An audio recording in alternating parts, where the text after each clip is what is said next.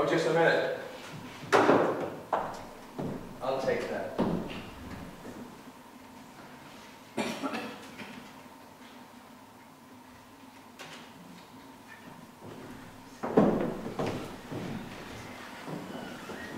Well, put her on. Hello? Muriel? Where are you? Well, come on up. Yeah, I'm positive it's all right. Look, do you want that I should come down and get you? Well then, take the elevator and come to Suite 709. Hey, and don't be so silly. I'm dying to see you.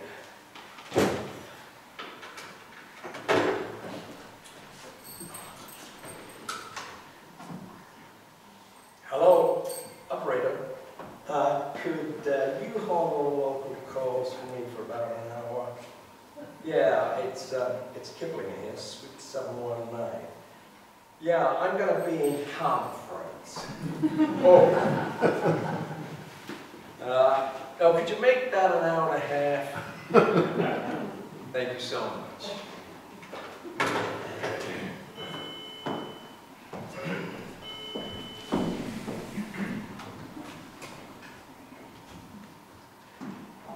Muriel! Jesse. It's not. It is. I can't believe it. Is it really you? It's me, Muriel. Well, for Pete's sakes, come on in. Well, I can only stay for a few minutes. Hey. Gosh, it's good to see you. I just dropped by to say hello. I can't stay. Hey, you sounded good on the phone, but wow. You look even better. I just dropped by from New Jersey. Oh, Jesse, I think I'm very nervous. Hey, hello. Muriel. Same old Muriel, eh? What do you mean, same old Muriel? You look fantastic. Come here and let me take a good look at you. Don't look at me, Jesse. I've been stuck in the Holland Tunnel for nearly 2 hours. What time is it? Tell me when it's 3 o'clock. I can't stay. I can't get over it. You look absolutely wonderful. But I feel absolutely. No. I mean it. You look incredibly fantastic. Well, I feel incredibly fantastic. I mean it. Hey, and how are you? Oh, I'm all right. I don't know why I'm so nervous, do you? No, I can't imagine why you should be so nervous. Well, I just am. I mean, should I be here? Why? What's wrong with it? I mean, why not? Oh, Why not? well, I don't know. I just don't know if I should be here, that's all. Is it 3 o'clock yet? No, not yet, Muriel. You've only just arrived. I've got 3 kids. A boy and a girl. No. I was going to say to you, same old Muriel. I can't get over it. You're now grown up and married and you've got 3 kids. A boy and a girl. A boy and a girl and? Another boy, he's away at camp. Oh, isn't this terrible? I can't even think straight. Hey, what's wrong? Well, I don't know. Well, it's you. That's a simple explanation. I'm nervous about meeting you. Me? Me, Jesse Kipling. Your old Tenafly admirer. Ah, Muriel. Oh, you know what I understand. Famous Hollywood producer staying at the Plaza Hotel. Mr. Famous Hollywood producer. Muriel, you know me better than that. I haven't changed. I made a couple of pictures, that's all. A couple of pictures. The Easter show, the Radio City Music Hall. I queued in line for 3 hours with my children in the rain. Well, what did you do that for? You could have called my New York office. My girl would have got you right in. Now, if you want to ever see one of my pictures... Oh, I couldn't do that. Why not? I couldn't impose like that. You're not imposing. Oh, I am. No, I want you to. What's the number? I'll let you have it before you go. But first, you're going to sit down and have a drink.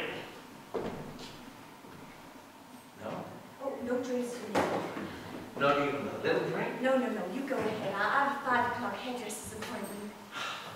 What, you don't drink? Oh, once in a while, but the kids will be home from school soon, and I've got to get dinner for Larry, and I haven't even done my shopping at Baldwin's yet. No, I just dropped by to say hello. What'll it be? Oh, Christina. Come on. I need some breakfast. I feel good. Ooh. Hey, Muriel. I want you to relax. Will you do that? Come on now. I want you to sit back and relax. Is that how you talk to your stars when they're nervous? Is that how you talk to Elkie Summer? I don't talk to stars. I've got directors for that. Muriel, what are you so nervous about? Famous Hollywood temper I read about. Do you want me to be frank? Please. Well, I feel funny sitting here in a hotel room. I mean, I'm a married woman. Look, would you feel better if we took our drinks down to the pub? Oh, really now, we might as well stay. Well, sit back and relax. Just for a few minutes, I've got a 6 o'clock hairdresser's appointment. So flexible. Yeah. Look, why don't you take off your gloves? Oh no, we'll have none of that, Mr. Jesse Kiplinger. My gloves will stay firmly where they belong, if you please. Muriel, you are delightfully and incredibly unchanged. How long's it been now? 15, 16 years? Since our last date, it'll be 17 years on August 6th. Oh, I still have the swizzle sticks from Tavern on the Green. no, time hasn't changed you, Muriel. You're still so fresh and clean and smell the same way. Oh, Yeah, like cool peppermint. Clear, cool peppermint. oh, you and your nose just behave. I did not come to the Plaza Hotel to be smelled.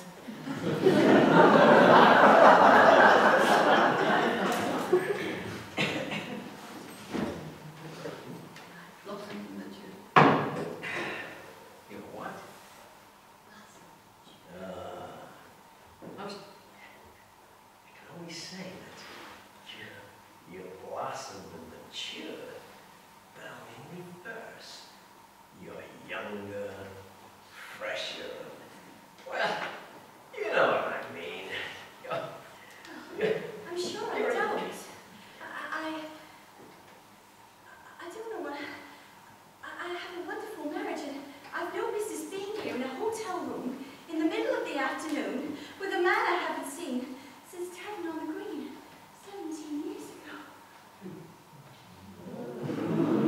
Is there any particular reason you did that? Because I wanted to, desperate.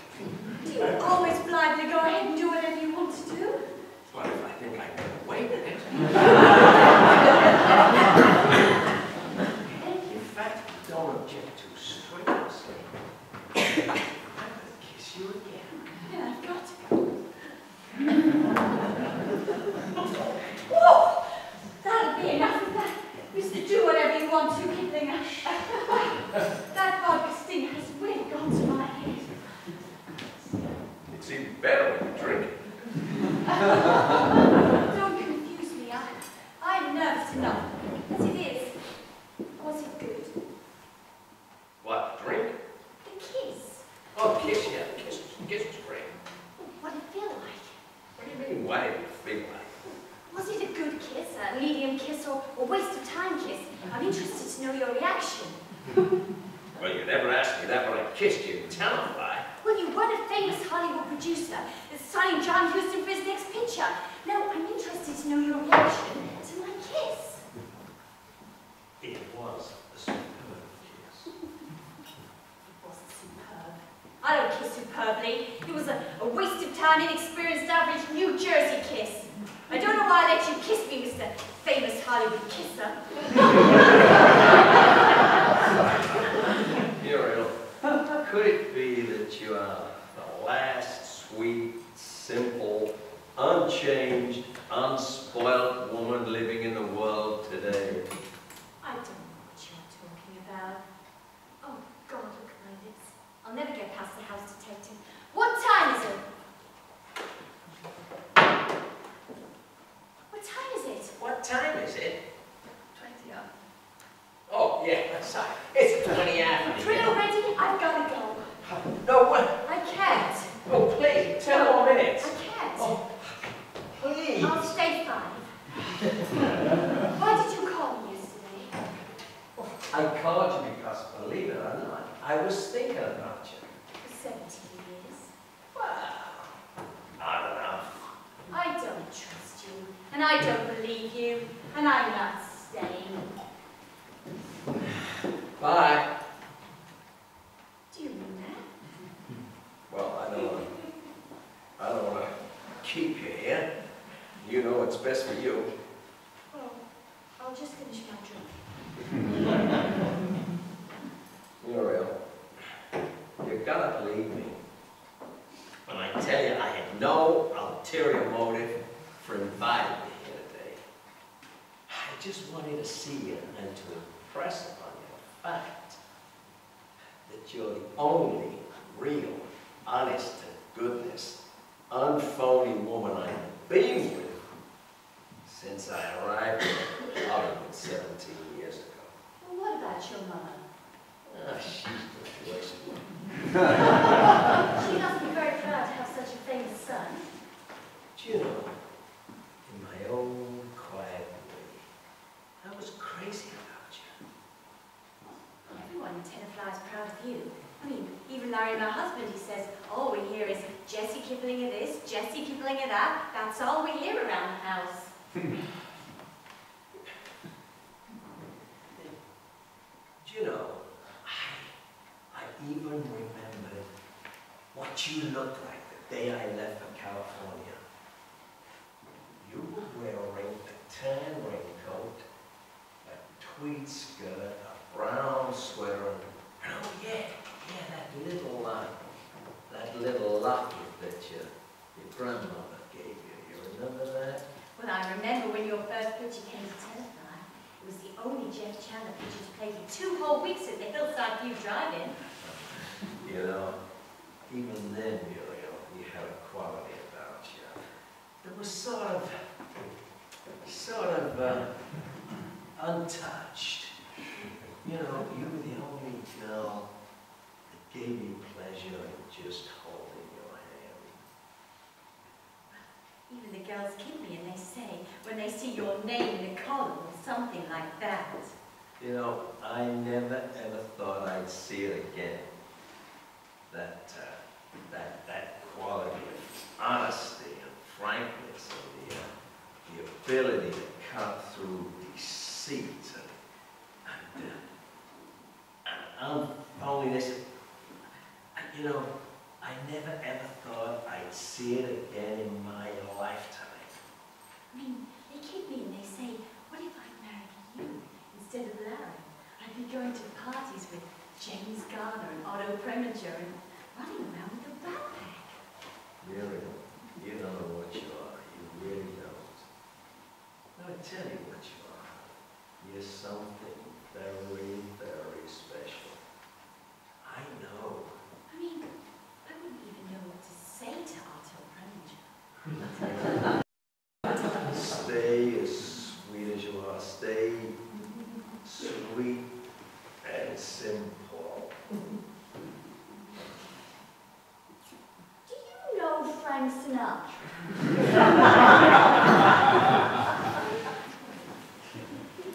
Who? Frank Sinatra, have you ever met him? Yeah, I met Frank. What's he like? Well, I don't know that well. I had dinner with him a few times. Where, in his house? Once in his house and, well, yeah. Well, I know it was once in a restaurant, and I think it was once in his, I don't remember. It was me.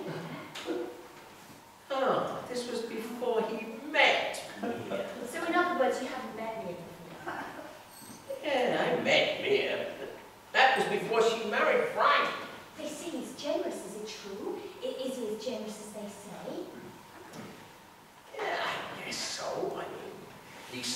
generous portions. I don't remember.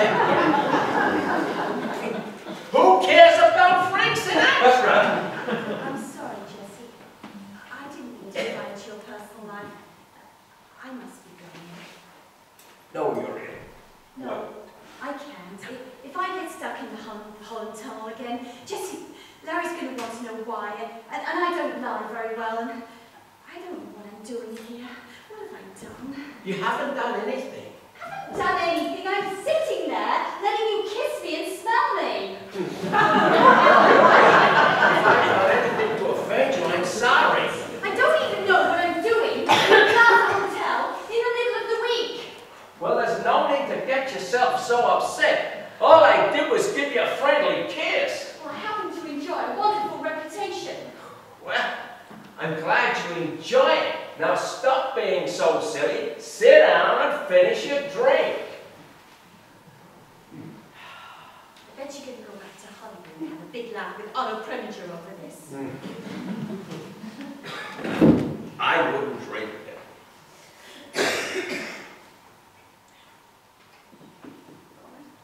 Promise? Yeah, I promise. Really? Look, I don't even talk to Otto Preminger. You don't? God's truth. Yeah, God's truth. You're an angel. Anyway, if I spoke to Otto Preminger, I mean, I wouldn't laugh. I wouldn't laugh at you. Why would I? I mean, I got the greatest of respect and the warmest of feelings for you. You do? Yeah. Would I fit with your crowd?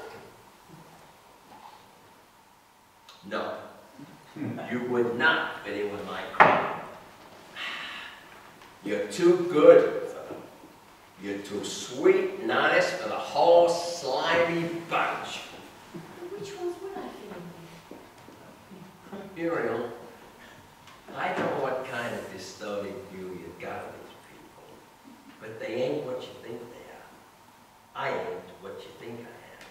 All these stories you read in the papers about me being witty, charming, congenial, whatever. That's only part of the story. Do you know what kind of life I really lead in Hollywood? Are you going to tell me? Yeah. Yeah, right, I'll tell you. Why did I call you after 17 years? Okay. Let's begin with, yeah, I'm a famous Hollywood producer. Yeah, I never did a picture that lost money. Yeah, I got that magic touch. Call it talent, whatever. But the fact is that ever since I was old enough to sneak into the Tenor-Flight Theater, I've been a movie nut. I've seen every picture Bogart made at least 8 times. And I got a print of every one of those pictures. Why do you think I was so crazy to buy his house? So, I went to Hollywood. I got lucky, but I also got very smart. And hey presto, I became a producer.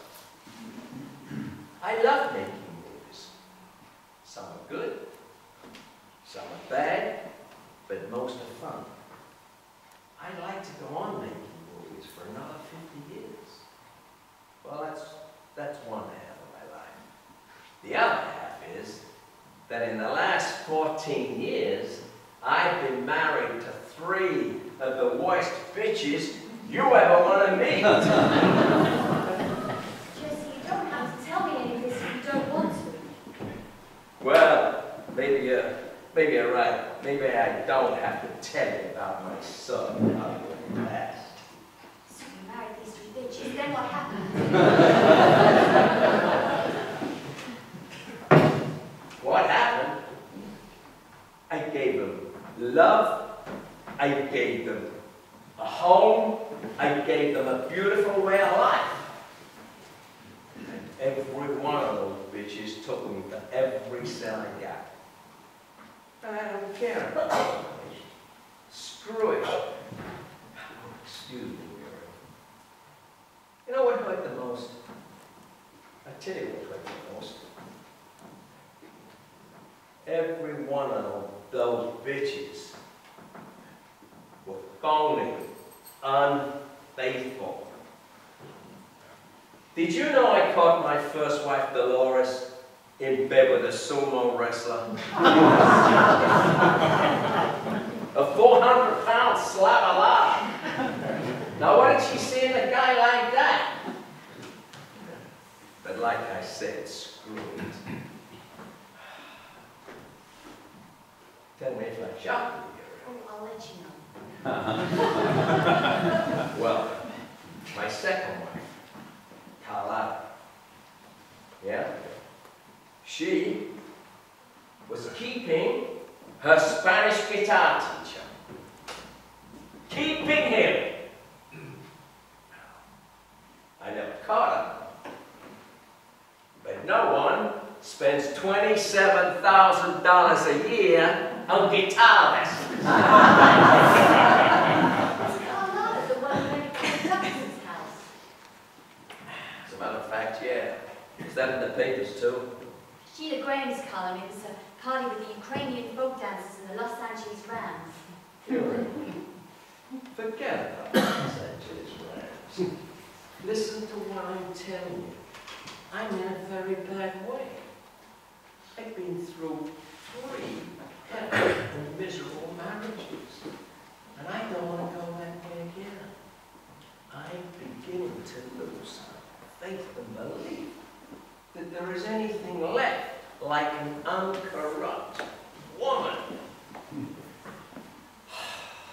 So, my mother, who still takes the Telephone newspaper, she sent me this piece about the PTA annual outing and who should be pictured on the front page, coming first in the mother and daughter potato race, looking as young and lovely and as sweet as she did 17 years ago. You, Muriel Tate, you. That's why I had to see you.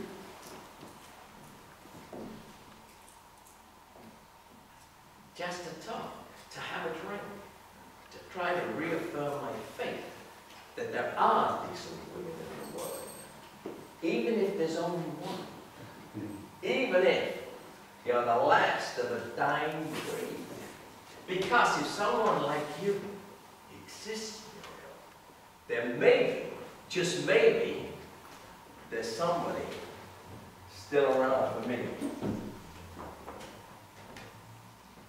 That's why I called you yesterday, Muriel.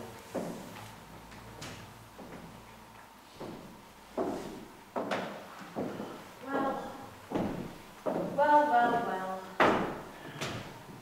Look, I'm sorry if what I said embarrassed you.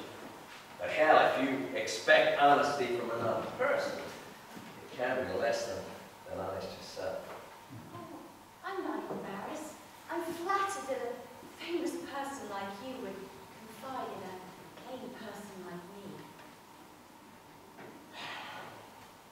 Look. You finish your bucket thing, then I'm gonna let you go. Oh, I've got plenty of time. Larry's never home before 7.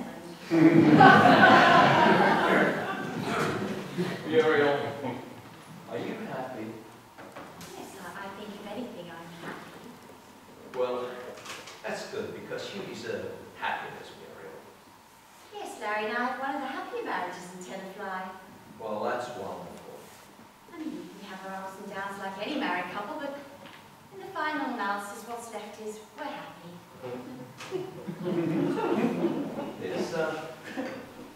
Is Larry doing well in business? Oh yes, and business is doing great, and you don't have to worry in that department. He's got a wonderful business, and he was good when my father had it also. Well, in what department isn't he doing well? He's doing well in every department. Why? Are you sure? I'm positive. Well, I'm glad. Why, what do you hear? Well, I haven't done a thing, except what you're telling me. Well, I'm telling you, we have a happy marriage.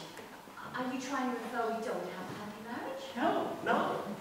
Well, I'm telling you, we have a happy marriage. A goddamn happy marriage. Oh, I should have had lunch. Would you like me to order some food? No, Larry will be home about 5. Would you better say that more? I can tell you now. Oh, if he gets home at all. I'm sorry, Jessie. I seem to be losing control. Look, would it help if you didn't drink those things too fast? I mean, didn't you have a thing to eat all day? Just an olive I had earlier with a stinger I had downstairs. Would you like to lie down for a while? What's the point? You're going back to Hollywood. No. Oh, I'm sorry, Jessie. I seem to be running off at the mouth. No, Uriel, what is it with you and Larry? Nothing. I told you we have our differences, like any married couple, but we have a wonderful marriage, and I am enormously happy in my life. Oh, Jessie, you shouldn't have done that. I am very vulnerable, and you've just taken advantage. I've got to go. I must be going. No, Uriel. No, Jessie, don't. Please, look. Look. No, I didn't know. You were always at some party with the Los Angeles Rams. No, why didn't you let me know? How could I? I don't know where Humphrey Bogart lived. Oh, Oh, let me go, let me go. How I thought about you on the plane all the way to New York. No, I've got to get home. I've got to get dinner for Larry. Oh, Muriel, you're different. You're not like any of the others I know. I'm not different. I'm like any married woman with normal desires and passions. Oh, Muriel, my life is empty, but you can fill it for me. You can. I can't fill it for you. I'll be alone with my regrets. Muriel, stay an hour. 1 hour, that's all. No, because I've got to pick up my lamb chops. 1 hour. Live my life with me for 1 hour. I don't know, Jessie. I just don't know. Muriel, the world can change in 1 hour. Can you, Jessie? Well, it can for me. It can for you. I don't know. Well, all right. Look, we'll just talk, huh? I mean, whoever got hurt by just talking? Of course they did. What do we talk about? Well, anything you say, anything you want. Well, did you go to the Academy Awards dinner last year? Yeah, let's go there. Really? Yeah, really. Well, who did you sit next to? Well, in the theater, I sat next to Steve McQueen on the one side and Liza Minnelli on the other. Oh, she's adorable, isn't she? Oh yeah, she's a real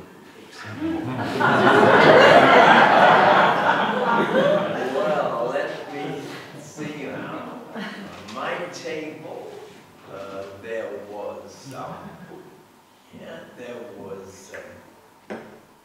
Dean Martin, yeah. And then there was David Levine, the producer.